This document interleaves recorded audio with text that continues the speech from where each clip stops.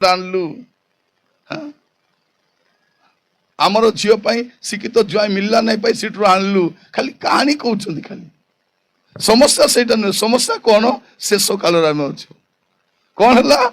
ବହୁ ସଂଖ୍ୟା ବଢିଲା, କନ୍ୟା ମାନେ ଜାତ ହେଲେ, ଯାହାକୁ ଇଚ୍ଛା ତାକୁ ବିବାହ ହେଲେ।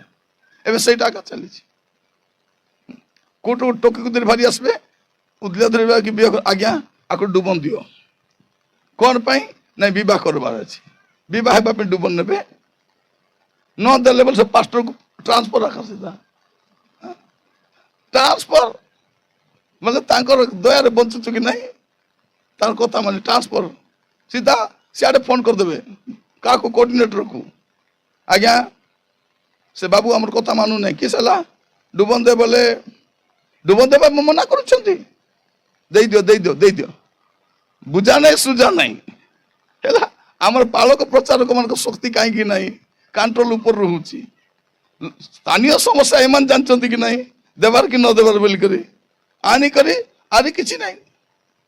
ସେ ପରିତ୍ରାଣ ପାଇ ନାହିଁ, ପ୍ରଭୁକୁ ଜାଣି ନାହିଁ, ଖାଲି ପାଣିରେ ବୁଡାଇବା କଥା ଆକା। ପାଳକ ବିଚାର କଣ ବୋଲି କହିବ?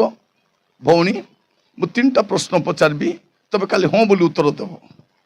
ବୋଲେ ପ୍ରଶ୍ନ ପତ୍ର ଲିକ୍ ହେଇଯାଇଛି ଆଗରୁ ଆକା, ନାଇଁ? କଣ ହେଇଛି?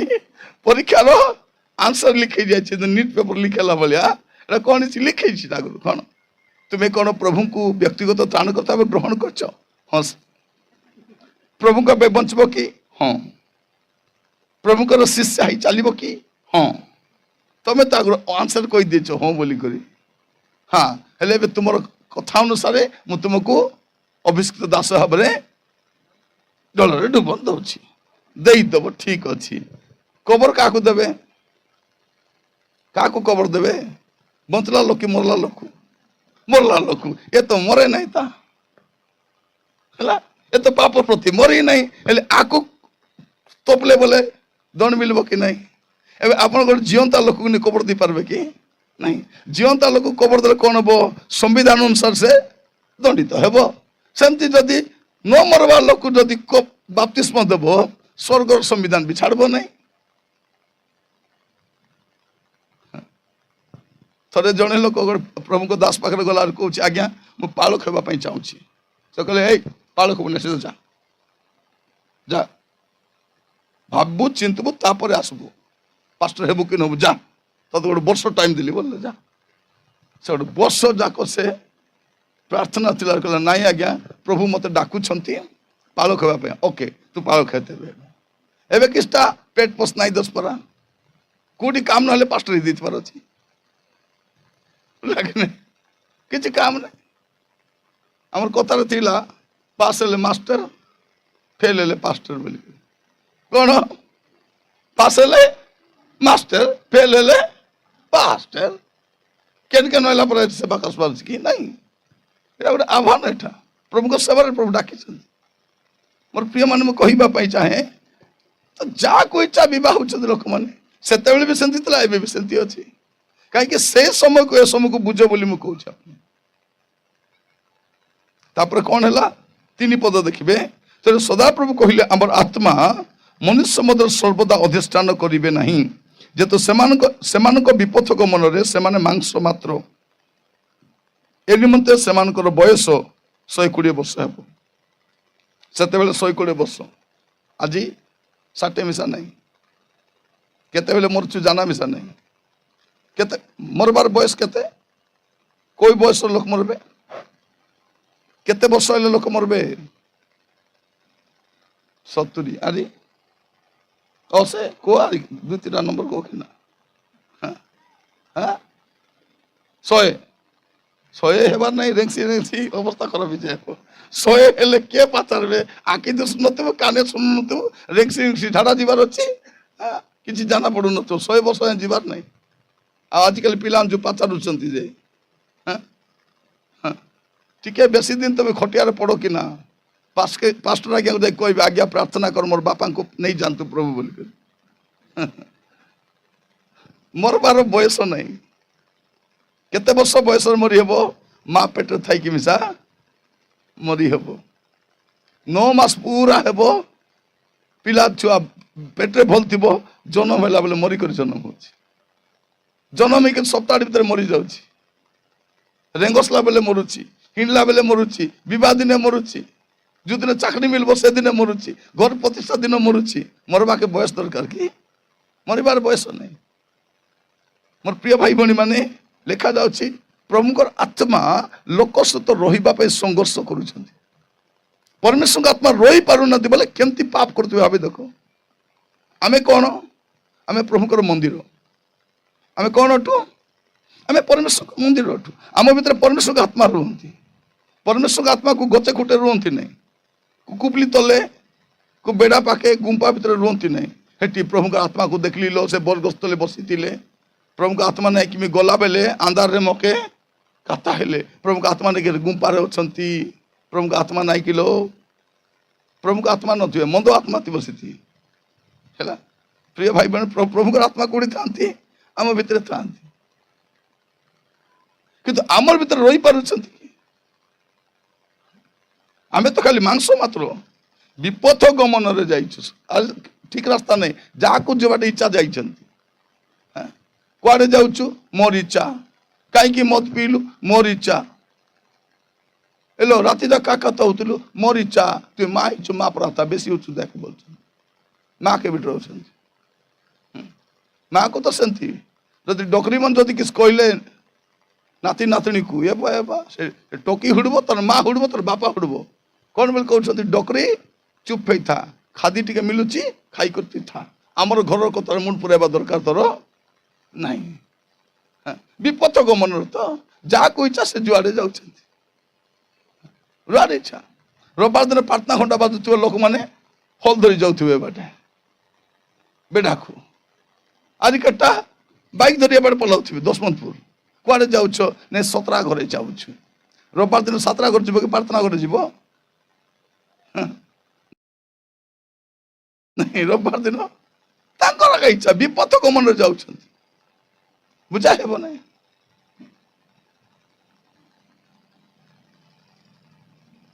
ବିପଥ ଗମନରେ ମାଂସ ମାତ୍ର, ଏଇଟା ହେଲା ମୂଳ କଥା। ତାପରେ କଣ ଲେଖା ହଉଛି? 5 ପଦ। ଅନନ୍ତର ସଦାପ୍ରଭୁ ଦେଖିଲେ ଯେ ପୃଥିବୀରେ ମନୁଷ୍ୟର ଦୁଷ୍ଟତା ଅତି ବଡ଼। ମାନେ ସେତେବେଳେ ବି ଦୁଷ୍ଟତା ଥିଲା, ଏବେ ବି ଦୁଷ୍ଟ ଅତି ବଡ଼।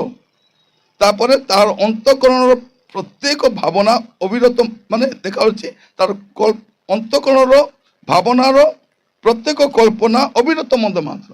ଯେବେ ବି ଭାବବ ଖାଲି ଖରାପ ଚିନ୍ତା ଭାବ, ତାର ମୁଣ୍ଡରୁ କେବେ ଭଲ ଚିନ୍ତା ବାହାରିବ ନାହିଁ। ଦେଖ ତ ଆଜିର ସମୟରେ କାର ଘରକୁ ଦେଖିଲେ ବୋଲେ ଏ ଘର ବିକତା ବୋଲେ ମୁଇଁ ଘେନ୍ତି। ସେ ବିକବାକ ବନେଇଛି କି ନାଇଁ? ଏ ବେଡ଼ା ଦେଖିଲେ ବୋଲେ ଭାଇନା ଯଦି ବେଡ଼ା ବୁଡ଼ି କେବେ ବିକବ ବୋଲେ ମତେ କହିବ। ହଁ, ତାର ଚିନ୍ତା ସେଟା ଆଣ୍ଟାଇବା ପାଇଁ ହେଲେ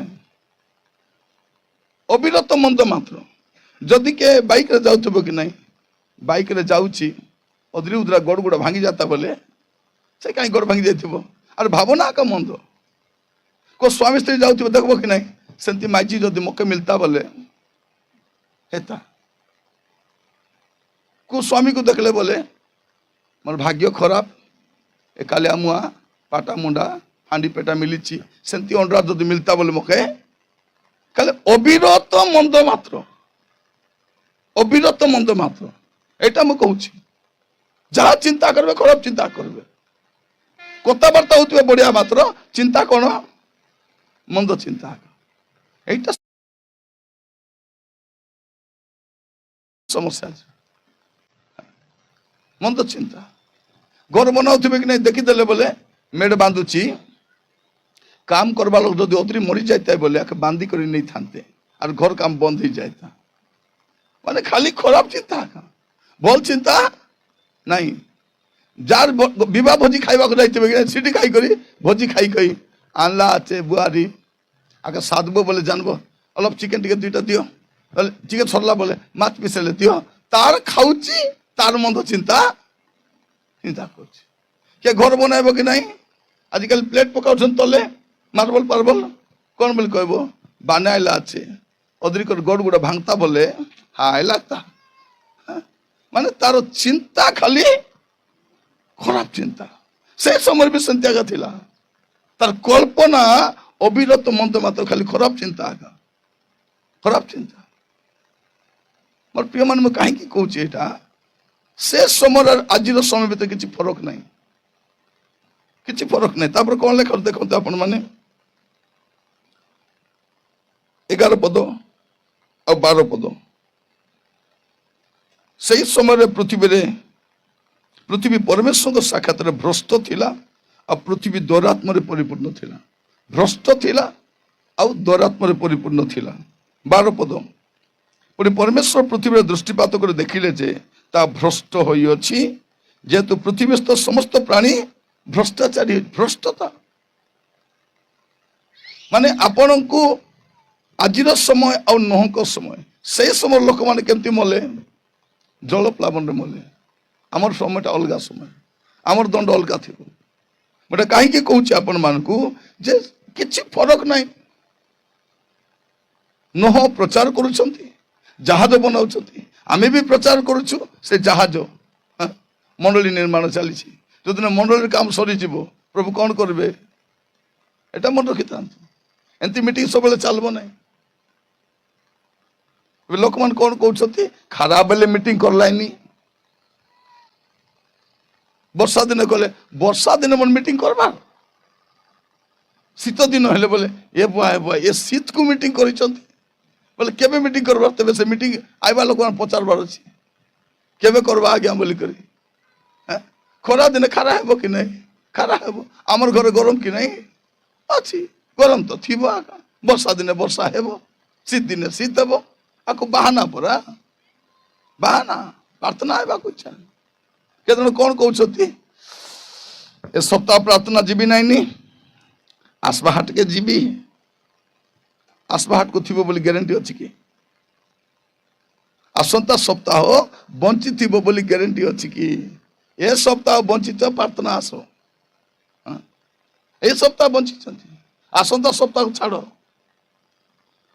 आम आसंता सप्ताह ना एबे समय अच्छी मोर प्रिय भाई भणी माने नह प्रचार करुछंती तार कथा के शुणु मिशा ना जो जहाजर काम सरीगला प्रभु आसले आ कौन बोली कहते देखिए आपण मैंने 7 पर्व 1 पद आदि पुस्तक 7 पर्व 1 पद अनंत सदाप्रभु नह को कहले तुम्हें सपरिवार जहाज रे प्रवेश करो कारण यही कालर लोक मध्य आम्भे अपना साक्षात तुमको धार्मिक देखी अच्छु क्या साक्षात प्रभु को साक्षात आम सेवा करुचु आम गीत गाउचु आम आराधना करुचु प्रभु को साक्षात धार्मिक अच्छु कि एटा मु कहूँ आम प्रभु को साक्षात केती अच्छु आम लोक आगे बढ़िया अच्छु भल गीत गाउचु भल दान दौचु भल प्रार्थना करुचु भल शिक्षा दौचु किंतु प्रभु को साक्षात आम धार्मिक अच्छु कि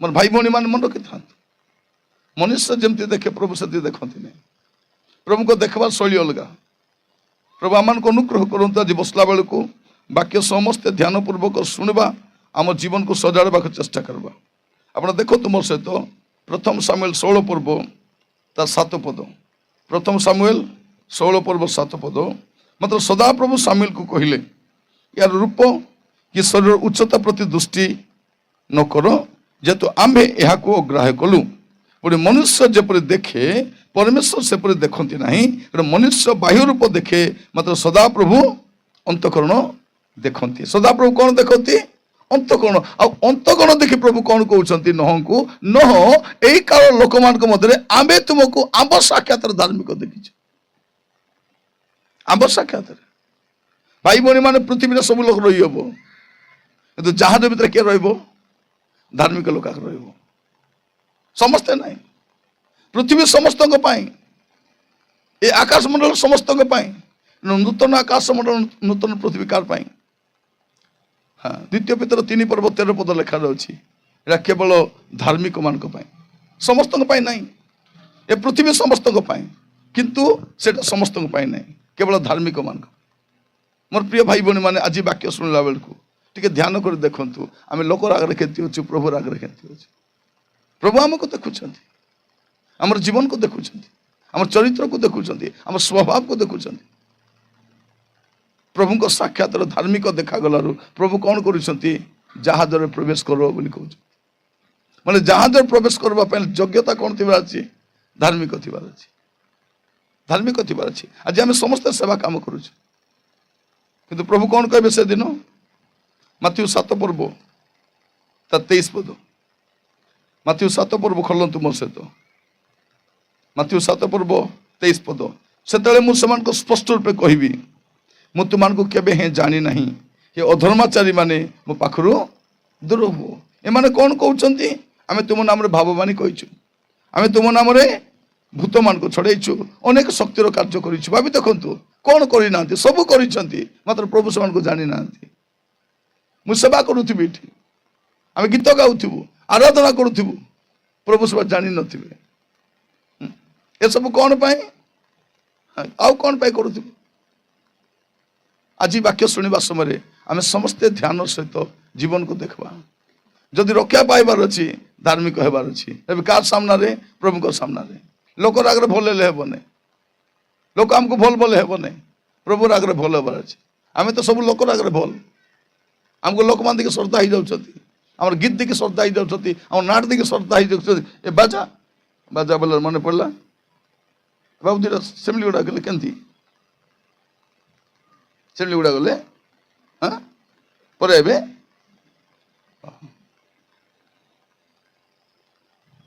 नहीं आजिकल चेक करुबार तुरी थोड़ा बाजिगले पलैबे कि नहीं आम रही जाए से मोर प्रिय भाई भौणी मैंने आम गुड़े कम करुचु प्रभु खुशी की आज प्रभु वाक्य द्वारा मान को कहवाई चाहती कौन जे आमे तांकर साक्षात धार्मिक देखा गले से कौन करेंगे आमको जहाज रे जगह देवे जहाज रे प्रवेश करी हबो प्रभु आम को अनुग्रह करंतु आज वाक्य शुणला बेलू आप देखो समस्त खोलतु से आदि पुस्तक 7 पर्व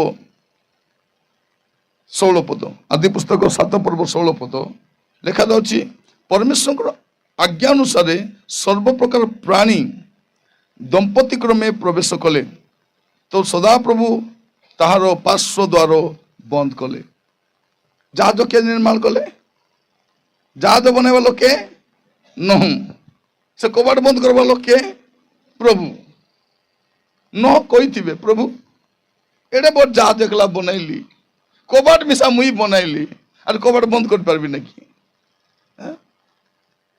से कौन कही प्रभु एत बड़ जहाज तो मुझे बनैली से तो साहाଯ୍य करवाक आसलो ना मत खाली कहीदेल ए साइज बनैब ए साइज एतकी एटा उच्चता एतकी दैर्घ्य एतकी प्रस्थ एतकी कहीदेल मुझे आ बोली बनैली ए बनै सारा पर कबाट ढाबाक आसीच से मुई करदेवी प्रभु प्रभु गोटे कथा कही नह जहाज बनैबा काम तोरटा कबाट बंद करवा काम मोरटा जहाज बनैबा काम तोरटा तु जहाज बनई पारबू कि द्वार के बंद करवा से मुई जानी से द्वार बंद करबे द्वार बंद कला पर खोलब ना यार द्वार किए बंद कर सदा प्रभु बंद कर तो द्वार खोला थिला भितरे प्रवेश करबा प्रस्तुत थिबार अछि मोर प्रिय भाई भौणी माने स्वर्ग राज्यर कंची का मंडली को आमर हाथ में कौट चाबिकाठी अच्छी स्वर्ग जा नरक चाबी दे ना नरक चाबी देले तो सबके नहीं पुरे दूत स्थिति आम 17 7 जाके मार गली चुप पड़ू नहीं अपर लोक सबके नहीं भितर हेमला पिला कर भर्ती कर दी प्रभु कौन कले ना नरक क्या पटाइबा मुझे डिसाइड करी स्वर्ग जा चाबी तुम पाखे अच्छे तुम्हें कौन कर लोक मान स्वर्ग को नहीं पार एवं सुजोग अच्छी एवं लोक प्रवेश करें मोर प्रिय भाई भौणी माने प्रभु आम को अनुग्रह करंतु आज वाक्य शुणवा समय जे प्रभु कौन करेंगे दिने से द्वार बंद करेंगे द्वार बंद करेंगे आ द्वार बंद कला पर खोलबे नहीं जब से खोलबे तेज आगे खोलब से द्वार बंद करने जी मोर प्रिय भाई भौणी माने प्रभु अनुग्रह करंतु द्वार बंद है कौन हम प्रिय भाई भौणी माने आउ कई बचबे नहीं आउ कई बचबे नहीं जो जहाज भितर थे से बचबे आगामी समय पृथ्वी अवस्था भी से जाऊँगी गोटे तुरी शब्द हे खाली सतकी गोटे तुरी बाजिले प्रभु को लोक मैंने मेघमाला को चलीजे से गुप्त स्थान रहीबार स्थान सेठी गला पृथ्वी जो दंड आसब तो चिंता भी जाए करना ଏବେ ଲୋକମାନେ ଶ୍ରଦ୍ଧା ଧରିଛି ସୋଲାର ଲାଇଟ୍, ସୋଲାର ବାଲ୍ବ, ସୋଲାରରେ ପାଣି ଉଠାଉଛନ୍ତି, ସୋଲାରରେ ରାନ୍ଧି ଖାଉଛନ୍ତି। ଗୋଟେ ଦିନ ଆସିବ ସୋଲାରରେ ପଡ଼ବେ, କୁରକୁରା ହେଇ ପଡ଼ବେ, ସେମାନେ ଜାଣିନାହାନ୍ତି ସେଟା। ଏବେ ଲୋକ ଭାବୁଛନ୍ତି କ'ଣ ସୋଲାରରେ କ'ଣ କରିବା, ଏଇଟା ସବୁ ବନାଇବା। ସୋଲାରରେ ବନାଅ, ଟାଇମ୍ ଆସିବ ସୋଲାରରେ କ'ଣ ହବ। ଏବେ ଲୋକମାନେ ସୂର୍ଯ୍ୟକୁ ମାପରୁ ବୋଲି ଭାବୁଛନ୍ତି, ସୂର୍ଯ୍ୟ ମାପରୁ ନାହିଁ, ଯେ ସୂର୍ଯ୍ୟକୁ ବନାଇଛନ୍ତି ସେ ଏକା ମାପରୁ, ସେ ଏକା ପ୍ରଭୁ। ପ୍ରଭୁ ଆମମାନଙ୍କୁ ଅନୁଗ୍ରହ କରନ୍ତୁ। ଆଜି ବାକ୍ୟ ଶୁଣିଲା ବେଳକୁ ଆମର ଜୀବନକୁ ଆମେ ଟିକେ ଭଲ କରି ଦେଖିବା, ଟିକେ ଭଲ କରି ଦେଖିବା। ଧାର୍ମିକ ନହେଲେ ପ୍ରବେଶ କରିହେବ ନାହିଁ ସେଠି। ଧାର୍ମିକ ଦେଖିଲା ପରେ ଏକା ପ୍ରଭୁ ଭିତରେ ପ୍ରବେଶ କର ବୋଲି କହିବେ। ପ୍ରଭୁ ଆଜି ଆମମାନଙ୍କୁ ଅନୁଗ୍ରହ କରନ୍ତୁ। ବାକ୍ୟ ଶୁଣିଲା ଦ୍ୱାର ବନ୍ଦ ମସ୍ତ ଖୋଲନ୍ତୁ ଆପଣମାନେ ମାଥିଉ ଲିଖିତ ସୁସମାଚାର ତାର 25 ପର୍ବ 10, 11, 12, 13 ମୁଁ ପଢୁଛି। କିନ୍ତୁ ସେମାନେ କିଣିବାକୁ ଯାଉଥିବା ସମୟରେ ବର ଆସିଲେ। ଏମାନେ କ'ଣ କରିବା ପାଇଁ ଯିବା ସମୟରେ, କିଣିବାକୁ ଯିବା ସମୟରେ ବର ଆସିଲେ। କୁଆଡ଼େ ଯାଉଛ ତମେ? ନାଇଁ ତେଲ ଘେନିବାକୁ ଯାଉଛୁ ପ୍ରଭୁ। ହଉ କିଣି ଆଣ, ହଁ ମୁଁ ଜାଗିଛି, ତମେ ଆଇଲେ ବୋଲେ ମିଶିକରି ଯିବା ବୋଲେ କି ନାଇଁ। ଯେତିକି ସମୟ ଦିଆଯାଇଛି ସେତିକି ସମୟ ଭିତରେ ଯୋଉଟା କରବାଟା କରିଦେଇଥିବାର ଅଛି। ସେମାନେ କିଣିବାକୁ ଯାଉଥିବା ସମୟରେ ବର ଆସିଲେ, ଆଉ ଯେଉଁମାନେ ପ୍ରସ୍ତୁତ ଥିଲେ ସେମାନେ ତାଙ୍କ ସହିତ ବିବାହ ଉତ୍ସବରେ ଯୋଗଦାନ କରିବା ନିମନ୍ତେ ଗୃହରେ ପ୍ରବେଶ କଲେ, ଆଉ ଦ୍ୱାର ବନ୍ଦ କରାଗଲା। ଜାହାଜର ଦ୍ୱାର ବନ୍ଦ କରାଗଲା। ଏଠି କ'ଣ, ଏ ଉତ୍ସବ ପାଇଁ ମଧ୍ୟ ଦ୍ୱାର ବନ୍ଦ କରାଗଲା। ଆଉ ଦ୍ୱାର ବନ୍ଦ କଲା ପରେ ତେଲ କିଣି ଆଣିଲେ ମିଶା ପ୍ରବେଶ କରିହେବ ନାହିଁ। ତେଲ ନଥିଲା ସିନା ପ୍ରବେଶ କରିପାରିଲେ ନାହିଁ। ଦ୍ୱାର ବନ୍ଦ ହେଲା ପରେ ତେଲ ଆଣିଲେ ମଧ୍ୟ ବେଳ ଥାଉ ଥାଉ ଆକା, ବେଳ ଥାଉ ଥାଉ। ଲୋକମାନେ କ'ଣ କରୁଛନ୍ତି, ଚାଷ କରିବା ଲୋକମାନେ ବର୍ଷା ଆସିବା ପୂର୍ବରୁ ଆକା ହିଡ଼ ବନେଇଥିବେ। ନାଇଁ, ବର୍ଷା ଆସିବା ପୂର୍ବରୁ ହିଡ଼, ଇଆଡ଼େ ପୂର୍ବ ପାଣି ମାରିଅନ୍ତୁ ହିଡ଼ ବାନ୍ଧିଲେ ହେବ କି? ନାଇଁ, ହବ ନାହିଁ। ଆଗରୁ ହିଡ଼ ବାନ୍ଧିବାର ଅଛି। ଆଜି ଆପଣମାନଙ୍କୁ ମୁଁ କହିବା ପାଇଁ ଚାହେଁ, ବେଳ ଅଛି, ସମୟ ଅଛି ସୁଧୁରିବା ପାଇଁ, ସଜାଡ଼ିବା ପାଇଁ। ଆଗକୁ ସେ ସୁଯୋଗ ନଥିବ। ତାପରେ ଲୋକମାନେ କାନ୍ଦିଥିବେ, ନୋହଙ୍କର ଜାହାଜ ପାଖରେ କାନ୍ଦିଥିବେ, ମାମୁଁ ଖୋଲିଦିଅ, ମାମୁଁ, ଏ ଦାଦା, ଏ ନାନା, ଏ ପାଷ୍ଟର ବାବୁ, ଏ ଧର୍ମ ପ୍ରଚାରକ ଅଲପ ଖୋଲିଦିଅ। ସେ କ'ଣ ବୋଲି କହିଥିବେ, ମୁଇଁ ଖୋଲି ପାରିବି ନା, ଏଇଟା ପ୍ରଭୁ ବନ୍ଦ କରିଛନ୍ତି। ପ୍ରଭୁ ବନ୍ଦ ଯେତେବେଳେ ଯାଏ ଖୋଲା ଅଛି, ବନ୍ଦ ହେଲା ବୋଲେ ବନ୍ଦ ହେଲା। ପ୍ରିୟ ଭାଇ ଭଉଣୀ ମାନେ ମନେ ରଖିଥାନ୍ତୁ, ଦ୍ୱାର ଦିନେ ବନ୍ଦ କରାଯିବ। ମଣ୍ଡଳୀ ଏ ପୃଥିବୀରୁ ଚାଲିଯିବ। ମଣ୍ଡଳୀ ସବୁବେଳେ ରହିବ ନାହିଁ, ବିଶ୍ୱାସୀମାନେ ସବୁବେଳେ ରହିବେ ନାହିଁ, ପାଳକମାନେ ସବୁବେଳେ ରହିବେ ନାହିଁ। ଏବେ ସୁଯୋଗ ଅଛି, କାରଣ ଜଗତ ଉପରେ ଯଦି ବିପଦ ଆସିବ, ଯଦି ନୋହଙ୍କ ସମୟରେ ବିପଦ ଆସିଥିଲା, ସେମିତି ବିପଦ ଯଦି ଆସିବ ତା ପୂର୍ବରୁ ଜାହାଜରେ ପ୍ରବେଶ କରିବା ଅଛି। ତ ପୃଥିବୀକୁ ବିପଦ ଆସିବା ପୂର୍ବରୁ ମଣ୍ଡଳୀ ମଧ୍ୟ ଏଠୁ ଯିବାର ଅଛି ସୁରକ୍ଷା ଜାଗାରେ। ଏଇଟା ପ୍ରଭୁ ବାଇବେଲରେ କହୁଛନ୍ତି। ଆପଣ ଯଦି ଦେଖିବେ ମସ୍ତ ପ୍ରକାଶିତ ବାକ୍ୟ 3 ପର୍ବ ଦେଖିପାରିବେ। ପ୍ରକାଶିତ ବାକ୍ୟ 3 ପର୍ବ 10 ପଦ। ପ୍ରକାଶିତ ବାକ୍ୟ 3 ପର୍ବ, ସମସ୍ତେ ଖୋଲନ୍ତୁ ବାଇବେଲ। 3 ପର୍ବ ତାର 10 ପଦ ଲେଖାଯାଉଛି କ'ଣ? ହଁ, ତୁମେ ଆମର ଧୈର୍ଯ୍ୟର ବାକ୍ୟ ରକ୍ଷା କରିଅଛ।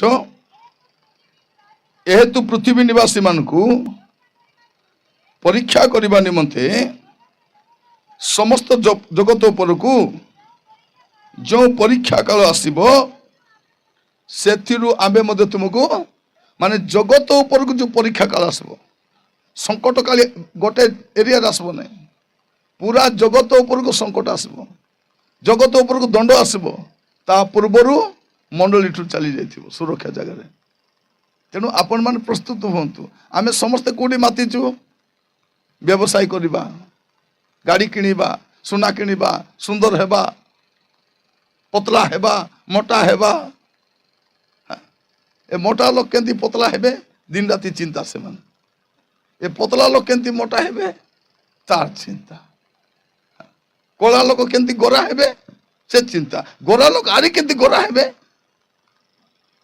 ସେ ଚିନ୍ତା, ପଇସା ଥିବା ଲୋକ କଣ আর ଟିକେ পয়সা ଟିକେ করবি, তা এতকি জমি থিব কি নাই সে জমি মিশা লোক ঘেনবি আর সেটা ঘেন দেবি, সে বাড় যা ঘেনবি সে বাড় পটপটরা মিশা ঘেনবি, এতে জমি ঘেনব যে মরলে কে হাতে তপবে তোমাকে পুরা লামাই দিতে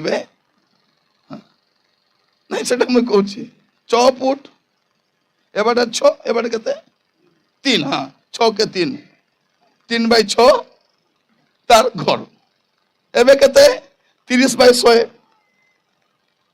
নাকি 37 কো 30/60, তারপর সুনমন কাটি দেলে 3/6, এবে কেড়ে বড় ঘরে অছি আমার ঘর 30/60 মলা পচে 3/6, এটা ঘরে নাই কোটি, আমি খালি থেরাপিতে হচ্ছু, জগত পাই ব্যতিব্যস্ত হচ্ছু, গলা বেলে কিছু নেই হব নাই, কেড়ে পড়ব মাজন মন পড়াইলে কিছু নেই না, দামে কণ নেব।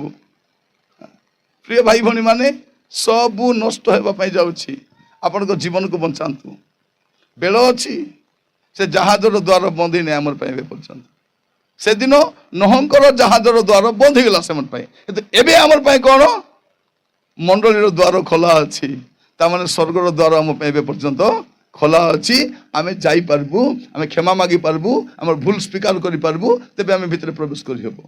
କାରଣ ପ୍ରଭୁ କ'ଣ କହିବେ ଜାହାଜ ପ୍ରବେଶ କରିବା ପୂର୍ବରୁ, ଆମେ ତୁମକୁ ଆମ ସାକ୍ଷାତରେ ଧାର୍ମିକ ଦେଖିଛୁ, ତୁମେ ଭିତରେ ପଶ, ନହେଲେ ଅଧର୍ମାଚାରୀ ମାନେ ମୋ ସମ୍ମୁଖରୁ ଦୂର ହୁଅ, ଏତିକି ତ କଥାବାର୍ତ୍ତା, ଭିତରେ ଆସ ନହେଲେ ଦାଣ୍ଡେ ଯାଅ ଭଲ ବାଟା। কুবাটে মানে কবাট বন্ধ ছিল, ঝরকা বাটে ডেকাই পলাইলে ହେଇଥାନ୍ତା, ସତ ନା ନାହିଁ?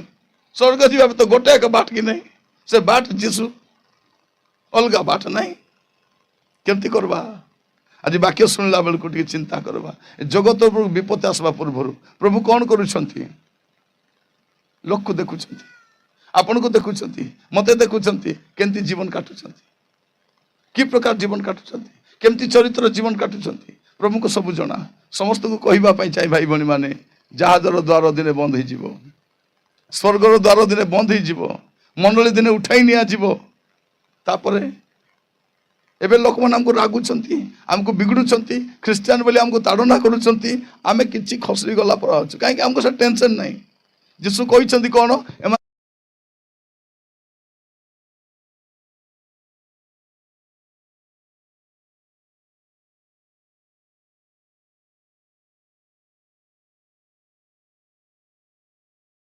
ଯୀଶୁ କହିଛନ୍ତି କ'ଣ? ଏମାନେ ତମ